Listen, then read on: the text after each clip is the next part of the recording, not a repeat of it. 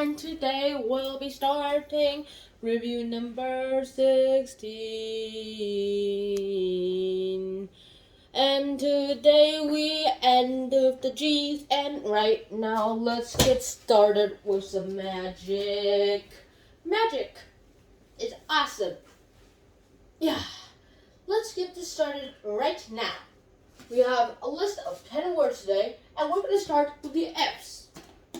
Primarily, we're going to start with the word forage. And now imagine what forage means. Forage is a verb that basically means to hunt for or look for food. Usually it means hunting for food or something, but it's more like usually just picking up food or killing animals for their meat. And so forage happens, and you remember it with forest. And how does forage happen with forest? You usually, lots of animals in forest forage for their food on trees and stuff. So imagine like this, lots of animals foraging for food as if it's a supermarket. And yeah, that's just basically what happened. Let's just imagine it as a supermarket. And so that happens. And now foraging for forests. Lots of animals forage for food in the forest. Now, number 2, we have forbear. What does forbear mean? Well, forbear basically means to give up or not do something. Means to restrict or do something without someone or something. Forbear feeding those 4 bears. And you remember it with 4 bears. Right here. 4 bears. And so that's how you remember it. Forbear with 4 bears. Please forbear feeding the 4 bears. An order of the Park and Wildlife National Services. Yep, that's how it works. And now we're ready for number 3. Forsake. Forsake, well, here's the funny part about it. The past tense of forsake is forsook. Just take out the ake and put in ook. And the past participle of forsake is forsaken. Just add an N. Easiest pie.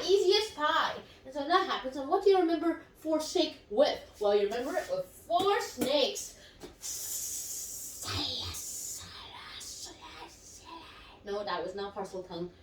And so that's 4 snakes. Forsake with 4 snakes. Well, you remember this? What forsake also means? It basically also means the forbear, but in this case, it means just let something go. That's basically what forsake means. Forsake. You guys, the Higgins family decided to forsake the campsite in favor of the 4 snakes. Meaning they just gave away they just abandoned the campsite because 4 snakes have taken over it. La la la la la. Number 4, you have fortuitous. Remember it with these 6 words. Okay, let me say this as fast as possible. Fortune for the 2 of us!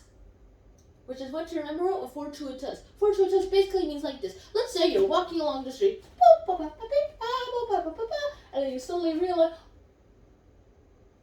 oh my gosh, there's lots of money right here! You have just become fortunate. You got your fortune because of fortuitous reasons. Fortuitous is an adjective that basically means this, to be lucky or to have something that's good for you by accident. Literally by accident. So that happens. And yeah, fortuitous. Fortune for the 2 of us.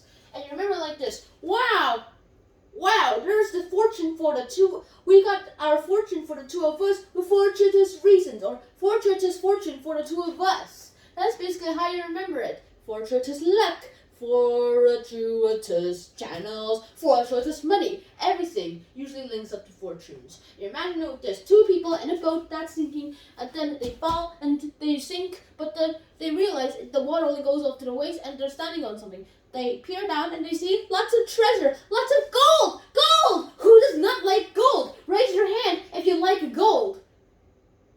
No one? No.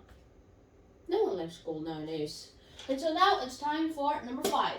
Fraught. No, this does not mean you're scared. It actually is the opposite. Fraught basically means an abundance of something. A place that has a lot of something. It's not an adjective, it's a noun. And you remember fraught with caught. Now, if this lake is fraught with a lot of fish, then that means that lake has a lot of fish. So how do you remember that? Well, caught, of course. Fraught caught. The fisher was able to catch a lot of fish, a boatload of fish, in the fraught lake. In this lake that is fraught. I'm using it as an adjective for some reason. Number 6, you have gaming. No, this does not mean, not this. No, it's not that gaming. There's a G at that. Here, you delete the G, and it's a noun. Gaming is actually a boy who's neglected to run along the streets. You see a lot of those in like India too. And so you have gaming and a jammin'. What does jammin' mean? It basically means this, like basically like those people on the random streets who like do flip flops and do trick shots for like tips. That's basically what jammin' is. So gammin', and I already explained to you. You remember jammin'? And jammin', gammin'.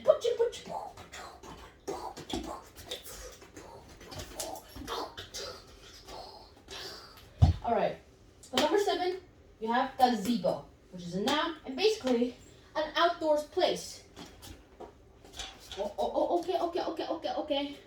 And so a gazebo usually is that place where you can stay so that you have a roof, but no walls. Or the supports, but no walls.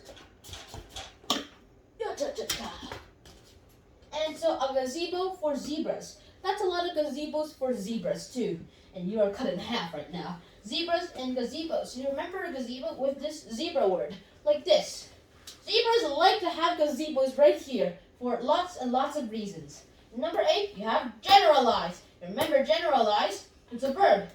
And basically the verb version of the adjective general. Now, it just has nothing to do with noun general. It has something to do with the adjective general. Generalize basically means to make something general, or like to make a general statement. So you remember generalize with general's eyes. To generalize that all general's eyes are the same is to generalize. Saying all general's eyes are the same is to generalize. And imagine 3 generals, 2 of them have the same sets of eyes, like old men with this look on them. Well, one of them is like big-eyed, like this. Ow, that hurts my eyes. And number 9, you have giddy. Giddy, go!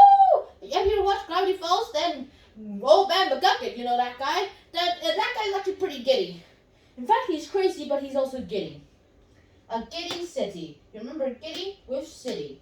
Giddy is an adjective that basically means you're a little bit dizzy or something, or you're being like more craziness, or doing crazy things. And so you remember that with city.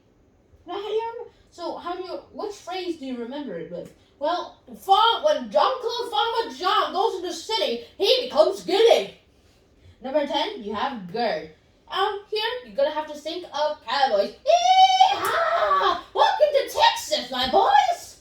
And you remember gird? Well, the past tense is girded, past participle is also girded, with herd. Gird basically means to round up some people. Basically, if you're girding a herd, that basically means you just rounded them up. Usually with something else. Usually for cowboys, it's with a lasso, my boy! This isn't a lasso. Give me my lasso! I don't have a lasso. And so that happens. And you remember like this, Cowboy Buffalo was able to gird this herd with his trusty lasso. Yee-haw! So I hope you guys enjoyed that, and I'll hope to see you guys in another episode of Vocabulary Words Review number 17. I'll see you guys soon. Not out. Peace.